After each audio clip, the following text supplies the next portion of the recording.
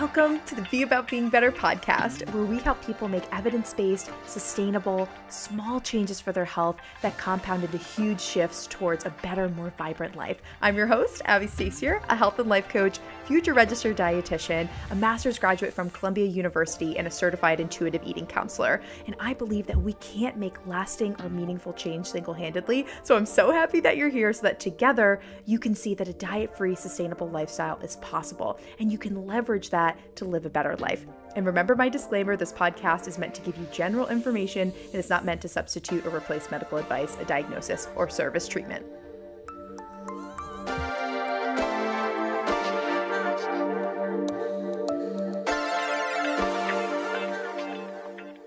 Hello.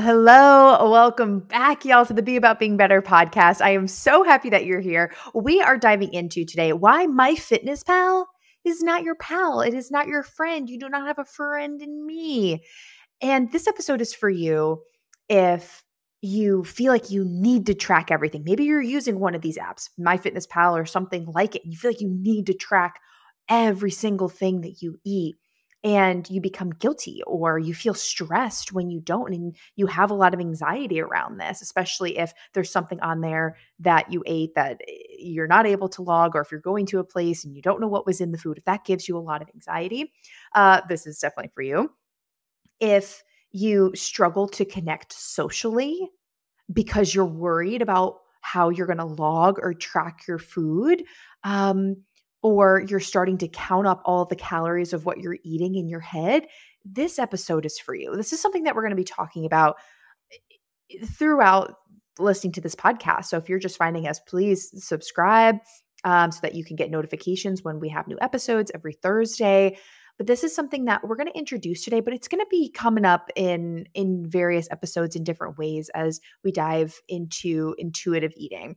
We do have an intuitive eating 101 episode in the beginning, if you scroll back, and I want to take each of those principles and start to dive into them a little bit more deeply to help y'all with intuitive eating even more. I'm just getting the sense that you all are listening, you want to break away from diet culture, but how do we actually do that? And where do we start with this? And one easy way that we can start to heal our relationship with food is to get away from tracking every single thing that we eat. And this is a hard thing to break, especially if you feel this need and you're in the habit of currently tracking everything that you eat. So you have to give yourself grace in this process. And you got to be patient with yourself. It's not going to be easy.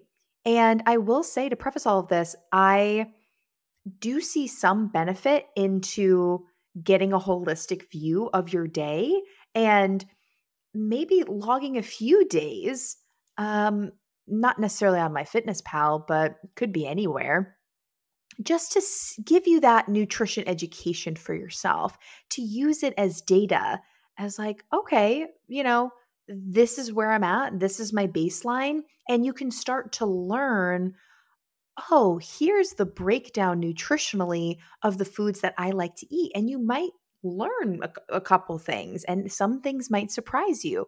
One thing that surprises most of my clients is that peanut butter, for example, or any nut butter isn't very high in protein. And I feel like peanut butter, nut butters in general, are marketed to us as a really good protein source. It has some protein in it, but it's a much better fat source. And fat doesn't make us fat. We need fat. Like, we need fat, we need carbohydrates, and we need protein.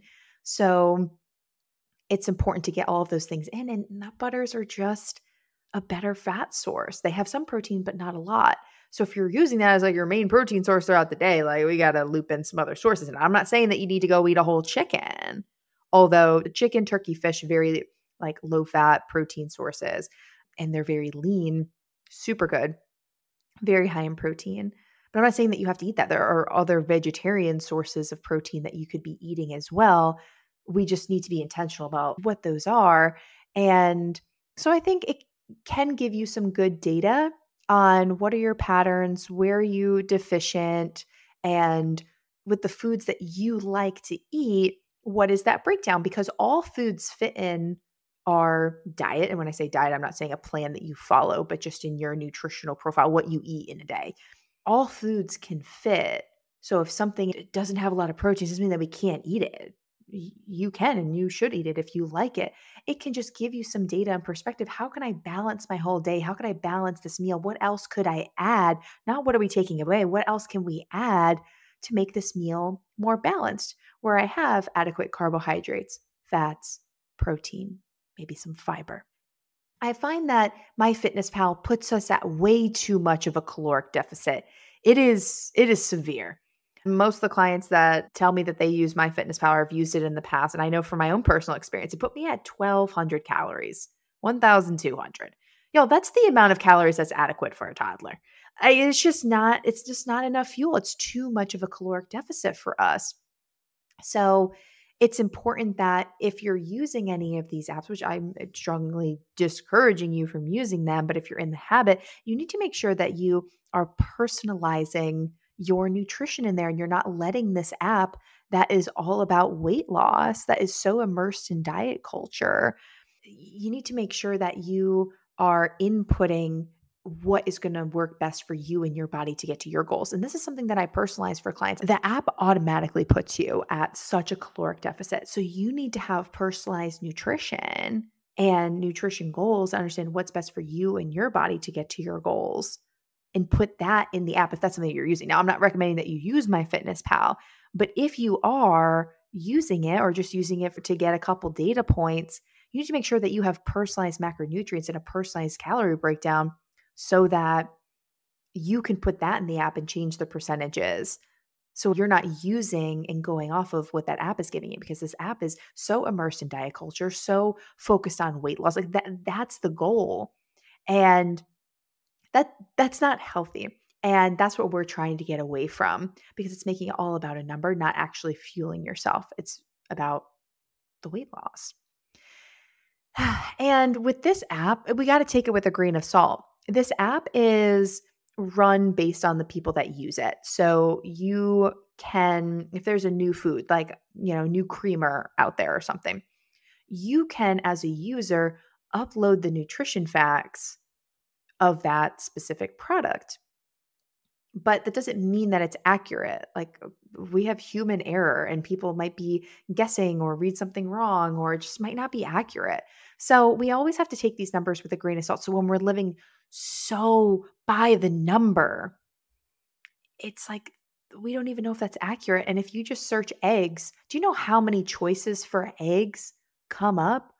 And were those eggs cooked in oil? Were they cooked in butter? Were they scrambled? Are they not? Like, how big were the eggs? And how many egg whites did you use in your scramble? Like, it can just be very subjective. And even if you're putting in, a third of a cup, and you're trying to be so accurate, like what they have for a third of a cup might not be like the exact brand that you were using. And even if it is, it might be, recorded inaccurately.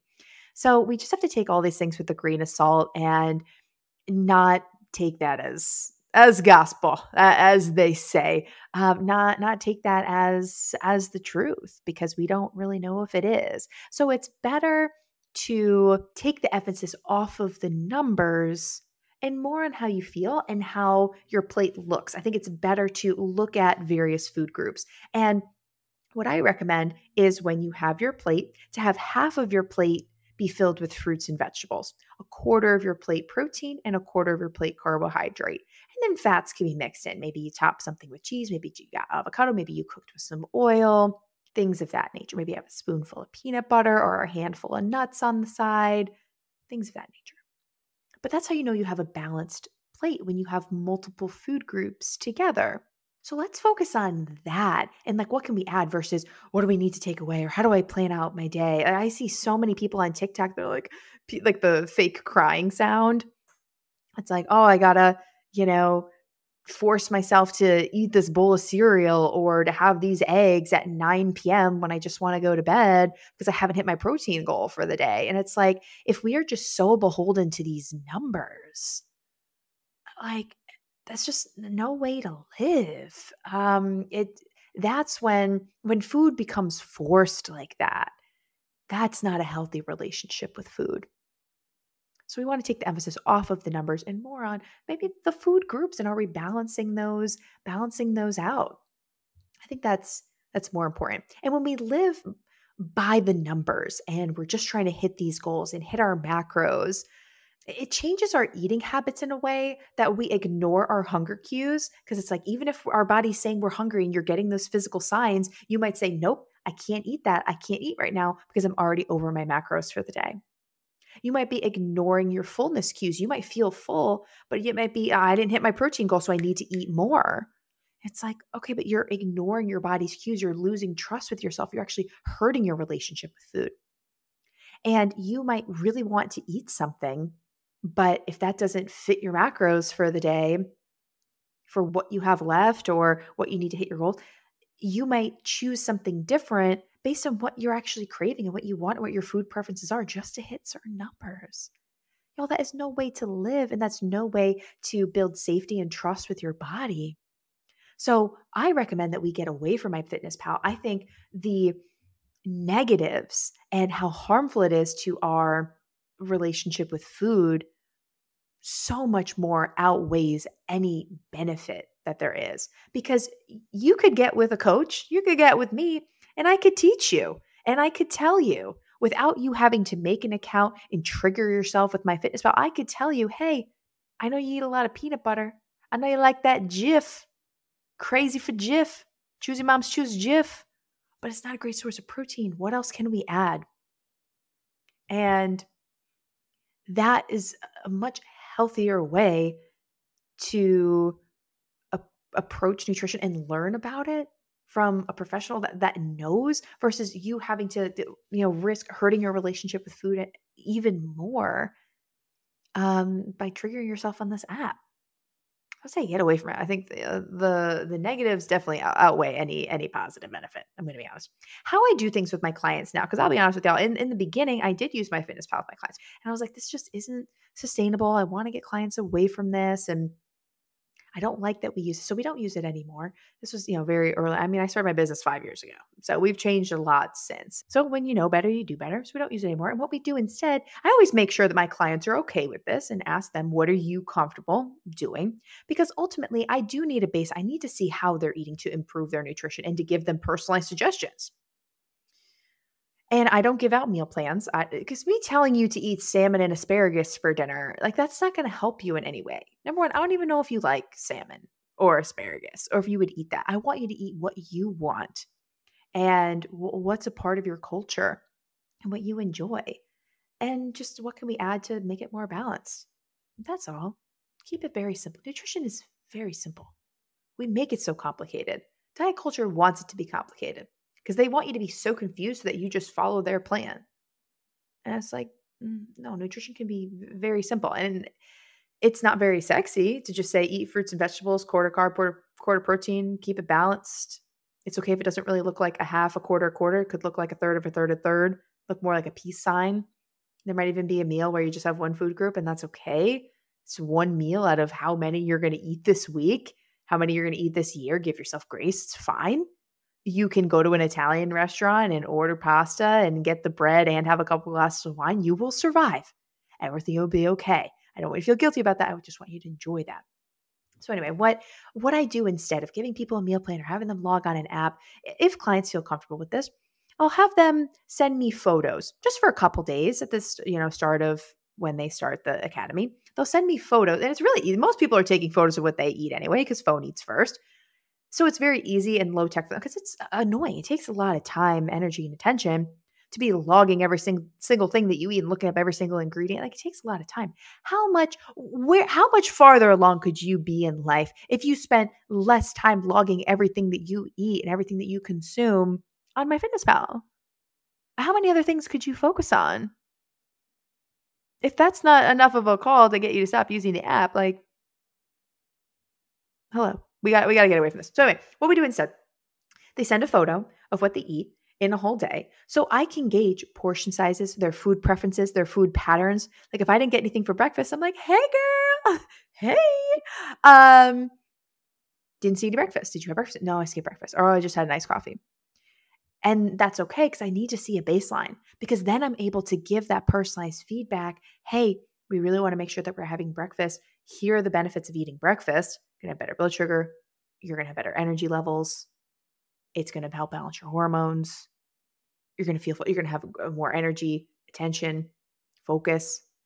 You're going to thrive throughout your day. You're going to be more in touch with your hunger and fullness cues throughout the day. You're going to have less cravings. It's going to lower cortisol. That's why it's essential to have breakfast. There's so many different benefits. So I give them the benefits. And then I ask them, what would you like to eat for breakfast? What sounds good to you? What's easy for you? And if they say, I have absolutely no idea, do you have any suggestions? Then I can give some suggestions because that client asked me. They've given me permission to give some suggestions. And at that point, then I would say, okay, here are a couple suggestions. Here are some things that other clients have liked. What sounds good to you? If they say, I don't really like oatmeal, but I would try eggs. Okay, well, how do you like your eggs? So it's very personalized for that client. And it's a conversation going back and forth. What does that look like? So that I'm not telling them you need to have overnight oats. I could suggest overnight oats, but if they don't like that, they don't need to eat that. Right. And then it gives clients an opportunity to say, like, okay, I would be open to a smoothie. Do you have any smoothie recipes or what could I make with that? And then we're kind of talking about the ingredients. What sounds good to you? What's easy? What's accessible? Financially, what's going to make sense for you? So like, I'm not going to be recommending that you get kefir if you don't like that. You might not even know what that is, but it might also be too expensive for you. So totally fine. We got to figure out what's going to work best for you.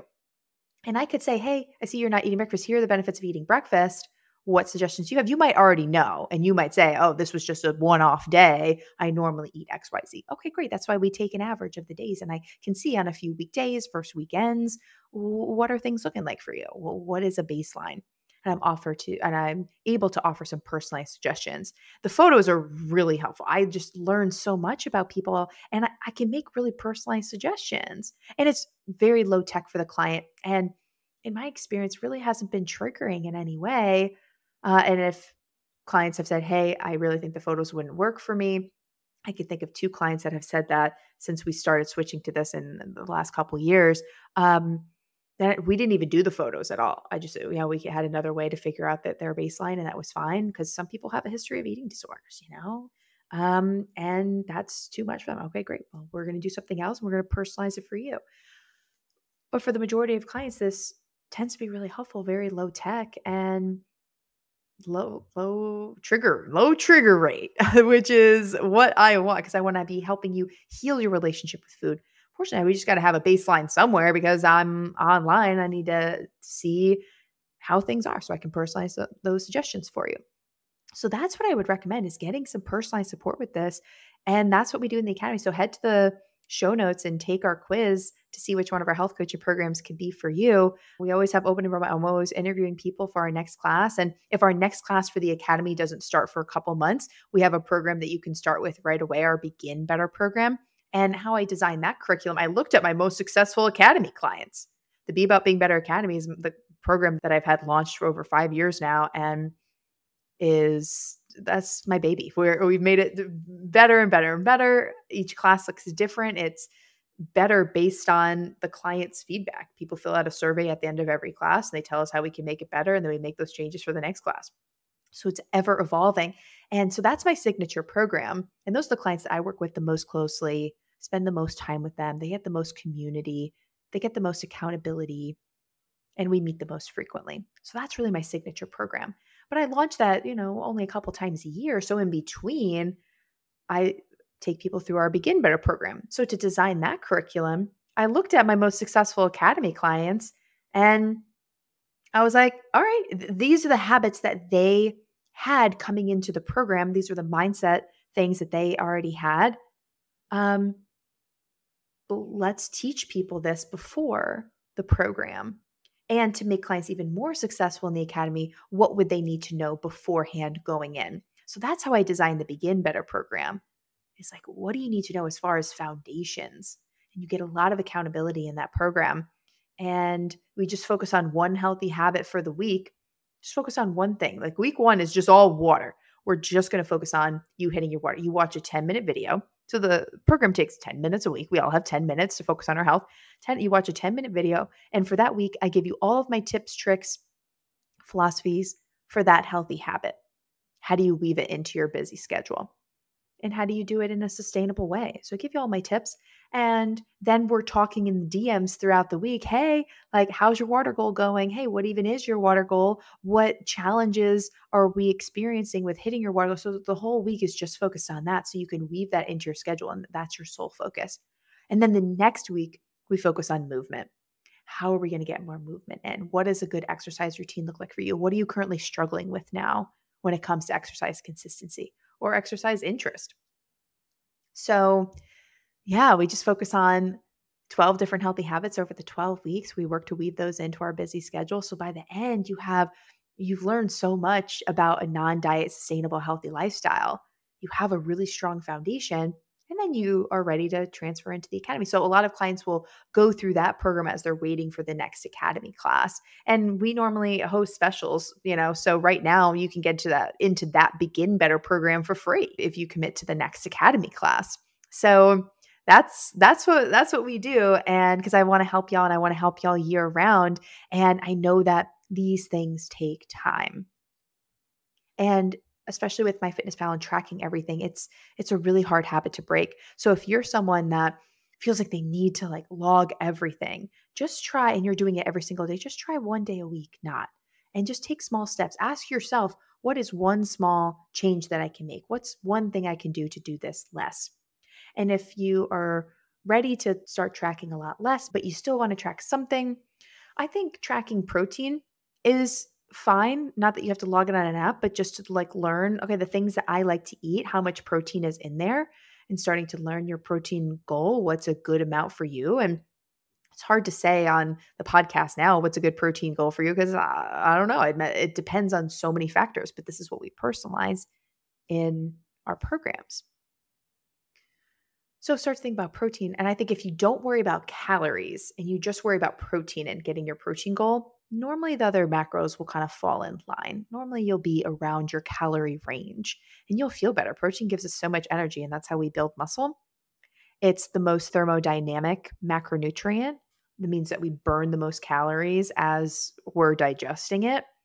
And it balances our blood sugar, helps us build muscle. It keeps us satiated and full, and that helps us to curb cravings. So it's just the best macronutrient. It's my favorite, honestly. But I love carbs too, and I love all of them. But protein is really great, and that helped me when I was like, okay, I really want to be intentional about nutrition, but it's a slippery slope, and I don't want to go tracking all of my meals. And I just focused on protein. Didn't even worry about the calories. I focused on drinking enough water and hitting my protein goal, and everything else just kind of fell into place. And now I feel like I intuitively know like what it looks like in a day for me to hit my protein goal without even thinking about the numbers of it. I just know the foods, and I can look at my plate and see the different food groups there. So visually I know. I don't need to rely on an app to tell me. I rely on my own body. I rely on my hunger cues, my fullness cues to tell me what I need more of and what I need less of. Most of the time it's what I need more of. I'm not really taking much away. But, when I say less of, it's like, okay, when you're full, we need to stop and not overeat or eat past our point of fullness. So I think that can be really helpful for people, is just to see as a visual, is my plate balanced, versus feeling stressed or disconnected socially because we're either counting up calories in our head or we're feeling the need to track every single thing that we eat. Leads to more stress, leads to more guilt. We need less of that, y'all. We really do. Let me know what questions you have. Send me on Instagram. And I hope this episode was helpful. And I will see y'all in the next episode. Talk to you soon.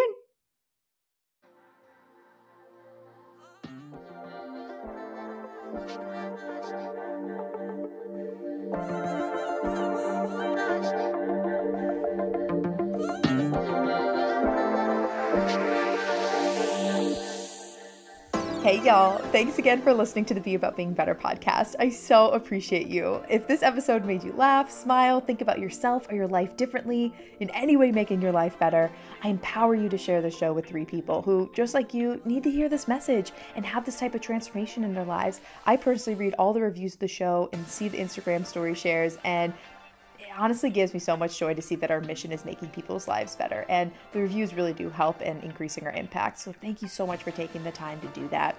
If you need personalized support with anything discussed in today's episode or need help creating a sustainable, diet-free lifestyle, take my quiz. It's linked below in the show notes, and that quiz will help you see which one of our coaching programs is right for you. Thank you so much again for listening, and here's to being about being better.